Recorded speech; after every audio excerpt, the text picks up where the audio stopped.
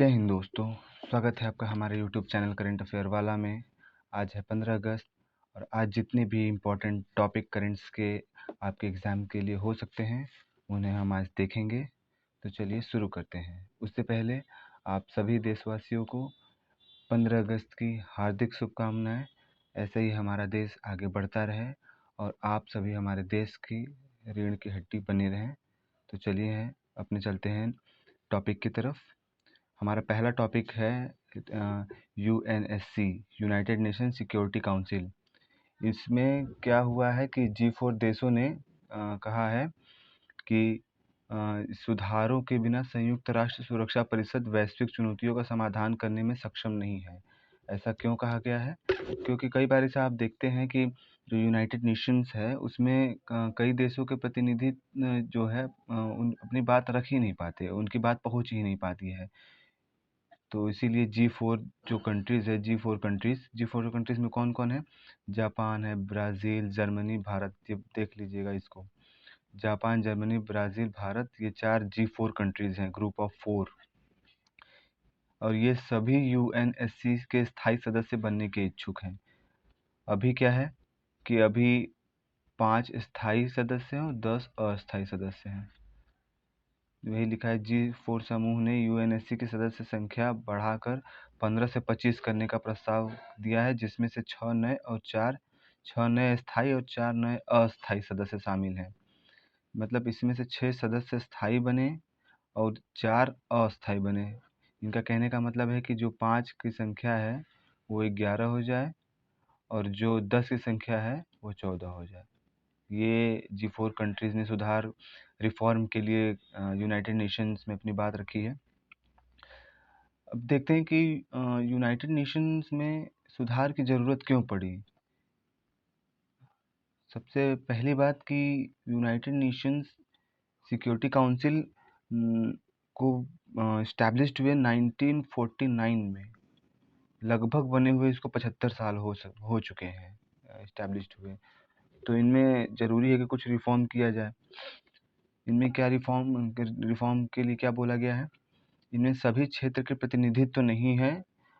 Africa, Latin America और कैरिबियाई देशों की सुरक्षा परिषद की स्थायी सदस्यता में प्रतिनिधित्व ही नहीं है। साथ ही एशिया प्रशांत देश का भी प्रतिनिधित्व कम है। इसमें क्या है कि जैसे अफ्रीका है, लैटिन अमेरिका और कैरिबियाई देश है, उनका प्रतिनिधित्व ही नहीं है यूनाइटेड नेशन सिक्योरिटी काउंसिल में। से जो भी बात इस कंट्रीज़ की या इस क्षेत्र की जो भी बातें होती हैं वो बहुत कम उठ पाती हैं यूनाइटेड नेशन सिक्योरिटी काउंसिल में। तो इसीलिए रिफॉर्म की बात G4 कंट्रीज़ ने कही है। दूसरी बात कही गई है कि इसको इतने पुराना हो चुका है ये कि इसकी विश्वसनीयता घटती जा रही है और सुरक्षा परिषद संघर्षों को हल करने में भी विफल रही है। अब एग्जाम्पल के लिए आप यूक्रेन और रूस का युद्ध देख लीजिए। अभी तक लगभग 3 साल हो चुके हैं। 3 साल हो चुके हैं, अभी तक उसका कोई हल नहीं निकला। अभी तक युद्ध चल ही रहा है। तो उसकी यूनाइटेड नेशन यूएनएससी की विश्वसनीयता भी सवाल उठ रहा है इसी एग्जाम्पल के जरिए। तीसरा क्या है? यूनाइटेड नेशन कई बार ऐसे निर्णय देती है जिसमें उसका ही हित शामिल होता है। उसका हित शामिल होता है, इसीलिए जो स्थायी सदस्य हैं 5, वो अपने हितों को पूरा करने के लिए वीटो शक्ति का दुरुपयोग करते हैं। अगर किसी कंट्री के हित में अगर यूएनएससी की बात अगर होने वाली भी है, तो इसमें से अगर कोई भी अगर एक वीटो पावर का यूज कर देगा, 5 में से एक भी, मतलब अगर कोई भी प्रस्ताव अगर पारित हो रहा है यूएनएससी में, तो 100% मेजोरिटी से होना ज़रूरी है। अगर कोई किसी एक ने भी अगर वीटो पावर का यूज कर दिया तो वो प्रस्ताव पारित नहीं हो सकता है। तो वो बात उस देश के फ़ेवर में या उस क्षेत्र के फ़ेवर में नहीं जाएगी। उदाहरण के लिए एग्ज़ाम्पल देख लीजिए कि चीन ने वैश्विक आतंकवादी के रूप में नामित करने पर भारत के कई प्रस्तावों को वीटो शक्ति का इस्तेमाल करके रोक दिया है। अब कई बार ऐसा हुआ है कि भारत ने अंतर्राष्ट्रीय आतंकवाद को अंतर्राष्ट्रीय स्तर पर उठाने के लिए यूएनएससी में कई बार बात कही है, लेकिन वहाँ पर एक तो चाइना के पास वीटो पावर है, तो उसके ज़रिए वो कई बार अगर किसी को वैश्विक आतंकवादी घोषित करना भी होता है तो वो वीटो पावर का यूज़ करके उसको डिनाइड कर देता है और इसीलिए प्रॉब्लम क्रिएट हो जाती है। अब भारत के लिए इसका क्या महत्व हो सकता है कि रिफॉर्म क्यों ज़रूरी है यूएनएससी में? तो पहला पॉइंट है कि स्थायी सदस्य के रूप में भारत वैश्विक मुद्दों को विशेष रूप से ग्लोबल साउथ की आवाज़ उठाने में महत्वपूर्ण भूमिका निभा सकता है।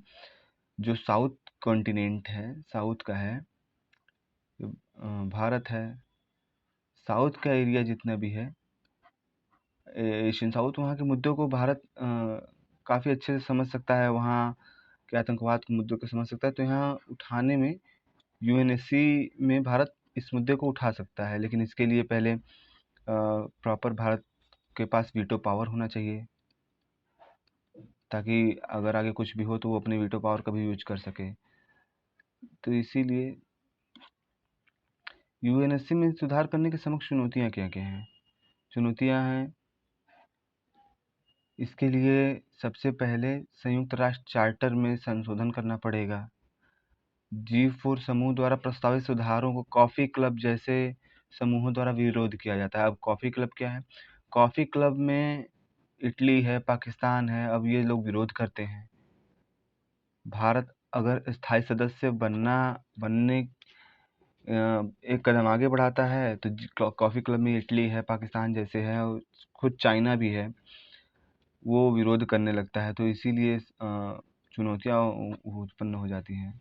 अब देख लेते हैं यूएनएससी के बारे में क्या है। यूएनएससी क्या, इसकी स्थापना 1945 के संयुक्त चार्टर द्वारा स्थापित किया गया है। ये यूएनएससी के 6 प्रमुख अंगों में से एक है। आपको पता होगा यूएन के 6 अंग हैं। यूएन के 6 अंग हैं। यूएनजी है, यूएनसी है और आईसीजी है, आईसीसी है। तो इसी तरीके से 6 अंग हैं यूएनएससी यूनाइटेड नेशंस के। इसका कार्य अंतर्राष्ट्रीय सुरक्षा शांति बनाए रखना है। इस समय 15 सदस्य हैं। 15 सदस्य स्थायी और 10 अस्थायी सदस्य हैं। सॉरी, माफ़ कीजिएगा, टाइपिंग मिस्टेक है ये। इसमें 5 स्थायी सदस्य हैं और 10 अस्थायी सदस्य हैं। कुल मिला के यूएनएससी में 15 सदस्य हैं, 5 स्थायी, 10 अस्थायी, और इन अस्थायी सदस्यों का कार्यकाल हर 2 साल में बदलता रहता है। मतलब अगर अस्थायी सदस्यों में अगर भारत चुना गया है तो 2 साल में रहेगा, अगर कोई और कंट्री चुनी जाती है तो फिर 2 साल में होगी, और ये दोबारा नामित किए जा सकते हैं अस्थायी सदस्य बनने के लिए। तो स्थायी सदस्य के रूप में देख लीजिए, अमेरिका, चीन, रूस, फ्रांस, यूके है। इसमें रूस तो हमेशा हम लोग के फेवर में ही रहता है। ये चीन जो है अपनी वीटो पावर का यूज करके बहुत प्रॉब्लम क्रिएट करता है हम लोग के लिए, भारत के लिए स्पेशली। तो इसीलिए भारत चाहता है कि यूएनएससी में रिफॉर्म हो। तो चलते हैं अपने नेक्स्ट टॉपिक की तरफ। ये है यूएनएससी का लोगो, ग्लोब है, उस पर बना हुआ है। ये है 2 पत्तियां हैं ये, और ये लोग बैठे हुए हैं, ये सदस्य बैठे हुए हैं यूएनएससी में। सेंट्रल स्पॉन्सर्ड स्कीम, केंद्र प्रायोजित योजनाएं, ये टॉपिक चर्चा में क्यों है? नीति आयोग ने केंद्र प्रायोजित योजनाओं में सुधार की प्रक्रिया आरंभ कर दी है। ये आरंभ क्यों की है? क्योंकि कई बार ऐसा होता है कि जो केंद्रीय प्रायोजित योजनाएं हैं वो कभी बहुत ओवरलैप करने लगती हैं राज्यों की योजनाओं से, और या कभी-कभी इसका बहुत मिसयूज़ भी होने लगता है। तो इसी बारे में नीति आयोग के विकास और निगरानी मूल्यांकन कार्यालय ने भारत सरकार के सभी केंद्र प्रायोजित योजनाओं के मूल्यांकन की प्रक्रिया आरंभ कर दी है। ये विकास और निगरानी मूल्यांकन कार्यालय क्या है? इसको डीएमईओ, इसका गठन 2015 में किया गया है। यह नीति आयोग का एक संलग्न कार्यालय है। जैसे विकास और निगरानी और मूल्यांकन करना होगा तो डीएमईओ ही करेगा। नीति आयोग के अंडर ये है। देख लेते हैं CSS के बारे में क्या है। केंद्र प्रायोजित योजनाएं, सेंट्रल स्पॉन्सर्ड स्कीम्स क्या होती हैं? ऐसी योजनाएं होती हैं जिन्हें सीधे केंद्र सरकार द्वारा वित्त पोषित किया जाता है। जिसके लिए पैसा केंद्र सरकार के द्वारा आता है वो सेंट्रल स्पॉन्सर्ड स्कीम होती है। बात से पता चल रहा है। इन योजनाओं का वित्त पोषण एक निश्चित प्रतिशत 50% पे 70-30, 90-10, 80-20, 80-20, 75-25 इस हिसाब से चलता है। ये 50 जो है ये केंद्र सरकार, ये राज्य सरकार देगी, 70% केंद्र सरकार देगी, 90% केंद्र सरकार देगी। ये स्पेशली बहुत जगहों पे नहीं दिया जाता है केंद्र सरकार द्वारा। जैसे पीवीटीजीज हैं, स्पेशल रूप से जो पिछड़े हुए जनजाति होते हैं उनके लिए ये 90-10 का दिया जाता है। और बहुत ज़्यादा पूर्वोत्तर के जो हैं उनके लिए जो योजना में दिया जाता है, केंद्र शासित प्रदेश हैं उनके लिए। और जो स्पेशल कैटेगरी अभी मांग हो रही थी उनके लिए ये सब दिया जाता है। 90% दिया जाता है केंद्र सरकार द्वारा, 10% राज्य सरकार द्वारा। तो यही है सेंट्रल स्पॉन्सर्ड स्कीम। और जैसे एग्जाम्पल के लिए आप देख लीजिए, इन योजनाओं जैसे उदाहरण के लिए इन योजनाओं में आयुष्मान भारत जन आरोग्य योजना हो गया, ये सेंट्रल स्पॉन्सर्ड स्कीम है। जल जीवन मिशन जो चल रहा है, जल जीवन मिशन है, ये सेंट्रल स्पॉन्सर्ड स्कीम है। मनरेगा है, सेंट्रल स्पॉन्सर्ड स्कीम, CSS है। इसी तरह कई सारी योजनाएं चल रही हैं। इस समय भारत 75 केंद्रीय योजनाओं के अंदर 10% अपने GDP 10% से अधिक अपने GDP का उपयोग कर रही है। भारत की GDP का 10% इतना बड़ा हिस्सा केंद्र प्रायोजित योजनाओं में खर्च होता है। 2025 और 26 के अनुसार केंद्र सरकार का कुल बजट का 10.4% 75 केंद्रीय प्रायोजित योजनाओं पर खर्च कर रही है केंद्र सरकार, 2025-24 के अनुसार, केंद्रीय बजट के अनुसार। अब देख लेते हैं केंद्र प्रायोजित योजनाओं में सुधार की आवश्यकता क्यों पड़ी, क्यों नीति आयोग ने ये फैसला लिया है। तो जो वित्त पोषण पैटर्न है निर्धारित करने में राज्यों के पास लचीलेपन की कमी है। वित्त पोषण पैटर्न निर्धारित करने में राज्यों के पास लचीलेपन की कमी है। दूसरा क्या है, राज्यों की योजनाएं केंद्रों की योजनाएं के साथ ओवरलैपिंग होती हैं। कई बार ऐसा होता है कि राज्य कोई योजना लॉन्च किया, केंद्र कोई योजना लॉन्च किया, तो इन दोनों की योजनाएं ओवरलैप करने लगती हैं। और तीसरा क्या है, कभी कभी राज्य सरकार ऐसा भी क्लेम करती है कि केंद्र सरकार वित्त जारी करने में देरी करती है, इसलिए योजनाएं उनको नहीं मिल पाती हैं। उनका कई बार ये अक्सर कहाँ ये प्रॉब्लम क्रिएट होती है, जैसे सेंटर में अलग सरकार है, स्टेट में अलग सरकार है, तो कॉन्फ्लिक्ट जो होता है, यहाँ कॉन्फ्लिक्ट होता है। तो कई बार ऐसा केस देखने के सामने में आता है कि राज्य सरकार क्लेम करती है कि केंद्र में अलग सरकार है, हमारी अलग सरकार है, तो हमको वित्त अलॉट करने में जानबूझ के देरी किया जा रहा है। तो कई बार ये भी केस हो सकता है। तो चलते हैं अपने नेक्स्ट टॉपिक की तरफ। नेक्स्ट टॉपिक क्या है, flood watch India application. Flood watch India application ये क्या है? ये एक एप्लीकेशन है, इसका नाम है फ्लड वॉच इंडिया एप्लीकेशन। इसका उद्देश्य क्या है, देश में बाढ़ की स्थिति से संबंधित जानकारी और 7 दिनों तक के बाढ़ के पूर्वानुमान को एक मोबाइल फ़ोन पर दिखा देगा। एप्लीकेशन है ये फ्लड वॉच इंडिया। उस 7 दिन की संबंधित जानकारी जो बाढ़ की रहेगी वो रियल टाइम आधार पर जनता तक पहुंच जाएगी। उसके एप्लीकेशन, उसके मोबाइल पे कि 7 दिन का फोरकास्ट क्या है, बाढ़ कहाँ है, कितनी आने वाली है, उसके बारे में ये एप्लीकेशन जानकारी देगा। इस एप्लीकेशन को केंद्रीय जल शक्ति मंत्रालय ने flood watch India mobile application के संस्करण का 2.0 लॉन्च किया है। इस नए एप्लीकेशन में 150 बड़े जलाशय, साथ 592 बाढ़ निगरानी स्टेशनों की जानकारी शामिल की गई है। इसके जो एप्लीकेशन है, इसमें पहले से ही 200 बाढ़ निगरानी स्टेशनों की जानकारी उपलब्ध करा दी गई है। अब जो 2.0 जो एप्लीकेशन है, इसमें 592 बाढ़ निगरानी स्टेशनों की जानकारी उपलब्ध कराई गई है, जिससे बाढ़ की समस्या जो भी है उसमें जानकारी सुचारू रूप से और सही मिल सके इस एप्लीकेशन के द्वारा। फ्लड वॉच इंडिया एप्लीकेशन के बारे में देख लेते हैं। इसे CWC केंद्रीय जल आयोग ने तैयार किया गया है। केंद्रीय जल आयोग ने तैयार किया गया है। सेंट्रल वाटर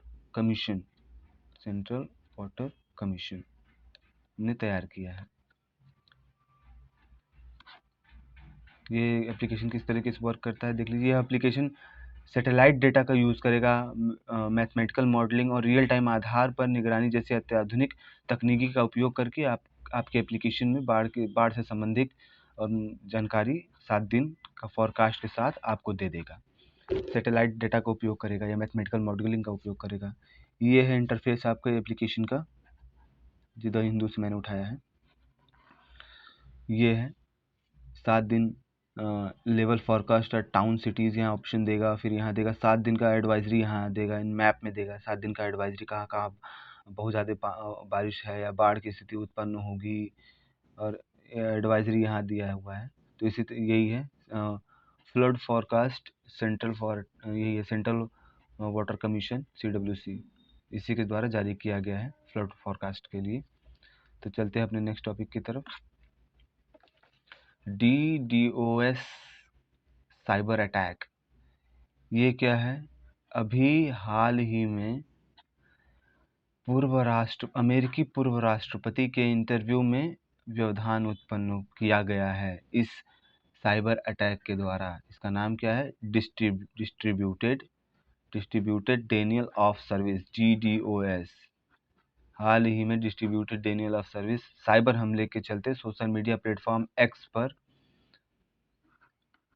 पर, जिसको पहले ट्विटर कहते थे,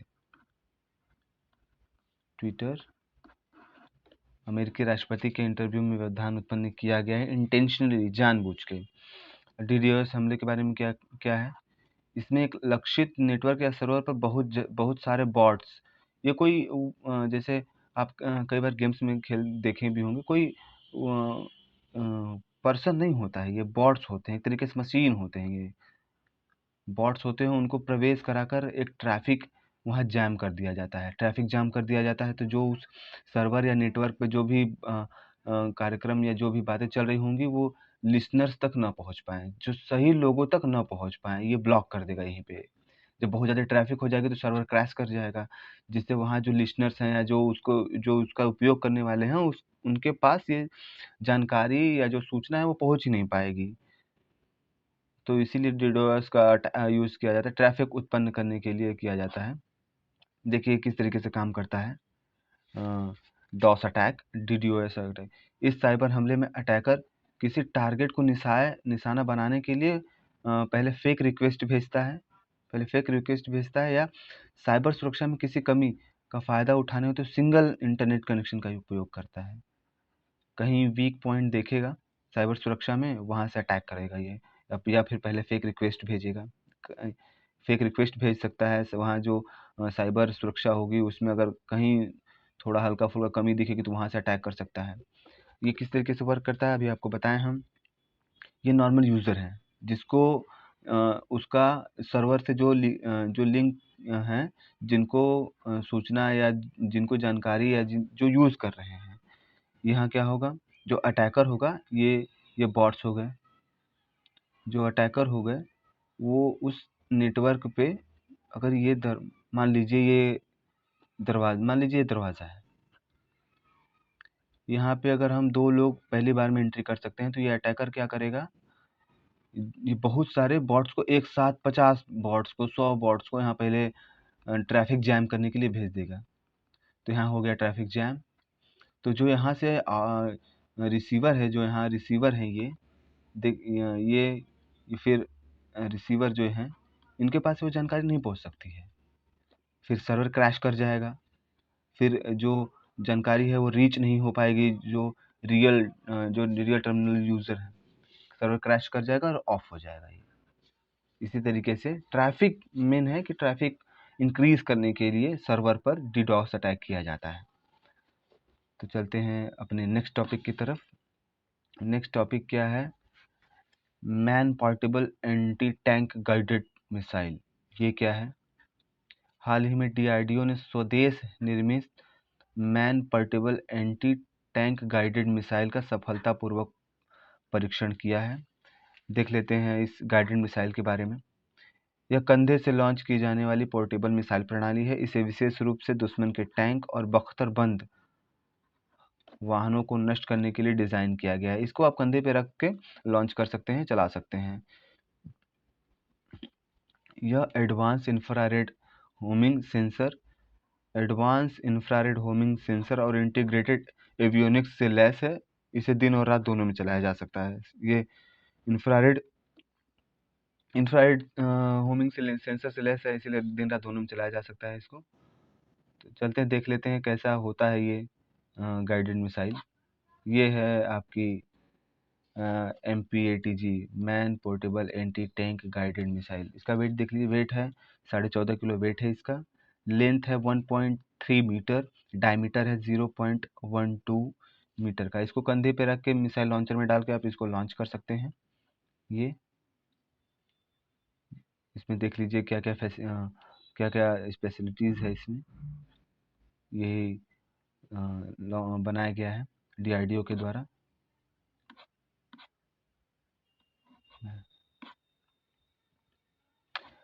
इसको चलिए अपने नेक्स्ट टॉपिक की तरफ चलते हैं। तरंग शक्ति अभ्यास। तरंग शक्ति अभ्यास क्या है? ये एक बहुराष्ट्रीय अभ्यास है। भारतीय वायुसेना ने तमिलनाडु के सुलूर एयरबेस में, तमिलनाडु में एक एयरबेस है भारतीय वायुसेना का सुलूर एयरबेस में तरंग अभ्यास शक्ति का पहला चरण आयोजित किया है। अब देख लेते हैं तरंग अभ्यास शक्ति के बारे में। यह अमेरिका के रेड फ्लैग अभ्यास से प्रेरित है। अमेरिका का रेड फ्लैग अभ्यास है, वो भी बहुराष्ट्रीय अभ्यास होता है, उसी से प्रेरित है ये। तरंग शक्ति अभ्यास बहुराष्ट्रीय अभ्यास है जिसमें लगभग 10 देश भाग लेंगे। तरंग शक्ति अभ्यास 2 चरणों में आयोजित होगा। पहला चरण दक्षिण भारत में, पहला चरण देख लीजिए यहाँ हो चुका है। पहला चरण आयोजित दक्षिण भारत, तमिलनाडु दक्षिण भारत में आयोजित हो चुका है। दूसरा पश्चिम भारत में होगा। पश्चिम भारत में होगा। पहला दक्षिण भारत में हो चुका है। इसका उद्देश्य क्या है? इसका उद्देश्य ये है कि भारत की रक्षा क्षमता का प्रदर्शन करना और साथ ही भाग लेने वाले जो सेना है उनके बीच ऑपरेशन समन्वय और एक प्लेटफॉर्म उनको प्रदान करना। जो समन्वय है भारतीय वायुसेना और बाकी 10 सेनाओं के बीच, उनके बीच ऑपरेशन समन्वय को बढ़ाना और आपसी करीबी बढ़ाना सेना के बीच, इसका मुख्य उद्देश्य। भारतीय वायुसेना ने यह अभ्यास हर 2 साल पर आयोजित करने की घोषणा की है। ये पहली बार है तरंग शक्ति। इम्पोर्टेंट है, लिख लीजिएगा। तरंग शक्ति फर्स्ट बार है, ये पहला है। पहला हो चुका है दक्षिण भारत में तमिलनाडु में, सेकेंड होगा पश्चिम भारत में होगा। ठीक है, तो चलते हैं अपने नेक्स्ट टॉपिक की तरफ। हमारा नेक्स्ट टॉपिक क्या है? गौरव ग्लाइडेड बॉम्ब। गौरव ग्लाइडेड बॉम्ब क्या है? ग्लाइडेड बम का मतलब होता है कि हवा से वार कर सकते हैं। यह एक हवा से प्रक्षेपित किए जाने वाली भारी बम होती है, भारी होती है। ये 1000 किलोग्राम श्रेणी का ग्लाइडेड बम है। यह लंबी दूरी तक लक्ष्य को निशाना बनाने में सक्षम होती है। यह हवा से प्रक्षेपित किया जाने वाला है। ये ग्लाइडेड बम है। ये स्पेशल बम होती है, भारी कैटेगरी होती है इसकी, स्पेशल बम होती है। DRDO ने SU-30 Mk1 प्लेटफॉर्म से लंबी दूरी के गाइडेड बम गौरव का पहला सफल परीक्षण किया है। SU-30 Mk1 प्लेटफॉर्म से लंबी दूरी की लॉन्च करने के बाद ये लक्ष्य पर पहुंचने के लिए हाइब्रिड नेविगेशन स्कीम का उपयोग करेगा। लक्ष्य पर पहुंचने के लिए ग्लाइडेड बम इसे अनुसंधान केंद्र इमारत रिसर्च सेंटर इमारत हैदराबाद में जो है, बनाया तो गया है डीआरडीओ के द्वारा इसको, लेकिन इसका जो डिज़ाइन है और इसे जो विकसित किया गया है आरसीआई के द्वारा, अनुसंधान केंद्र इमारत रिसर्च सेंटर इमारत हैदराबाद के द्वारा। कई बार एग्जाम में पूछ लेगा कि जो गौरव ग्लाइडेड बम है उसको विकसित और डिज़ाइन किया गया है डीआरडीओ के द्वारा, तो ये तो गलत हो जाएगा क्योंकि डीआरडीओ ने इस परीक्षण किया है। इसका डिज़ाइन और विकसित जो इसको किया है इसको आरसीआई ने किया है। तो ये 2 चीज़ें बहुत क्लोज़ रिलेटेबल हैं, इसको ध्यान से पढ़िएगा आप लोग। तो ये जो ग्लाइडेड बम है, ये स्मार्ट बम है जो वायुसेना को ऐसे लक्ष्यों पर हमला करने में सक्षम बनाते हैं जो पारंपरिक हथियारों से परे हैं, जो पारंपरिक हथियार से हम हमला नहीं कर सकते हैं जिनके ऊपर। हवा से हैं, ये 1000 किलोग्राम के भारी बम हैं, इसीलिए इसको स्मार्ट बम भी कहते हैं। और ये पारंपरिक जो हथियार हैं उनसे हम नहीं लड़ सकते, इसीलिए डीआरडीओ ने इसका परीक्षण किया है, जिसको गौरव का नाम दिया गया है। ये लड़ाकू विमान द्वारा दुश्मन की वायु रक्षा प्रणाली से सुरक्षित दूरी पर रहते हुए गिराया जा सकता है। हमको अटैक करना है तो हम कुछ दूरी पर रह के इसको सीधा नहीं गिराते हैं, जैसे हवा में चल रहे हैं, ये ज़मीन है, यहाँ पे सीधा नहीं गिराते हैं, इसको लॉन्च करते हैं कुछ दूरी पे रहते हुए, ये सीधे हवा में वार करती है। तो आज का स्पेशल करंट अफेयर जो था ख़त्म हुआ। आपको अगर इससे बेनिफिट मिला हुआ तो आप इस यूट्यूब चैनल को सब्सक्राइब करें और नोटिफिकेशन को ऑन कर लें और आगे इसको शेयर कर दें, जिसको आपके ज़रिए किसी और को भी इसका बेनिफिट मिल सके। और फिर से एक बार 15 अगस्त की हार्दिक हार्दिक बधाइयाँ आप सभी को, आप सभी प्यारे भारतवासियों को। तो फिर इसके आगे तो धन्यवाद।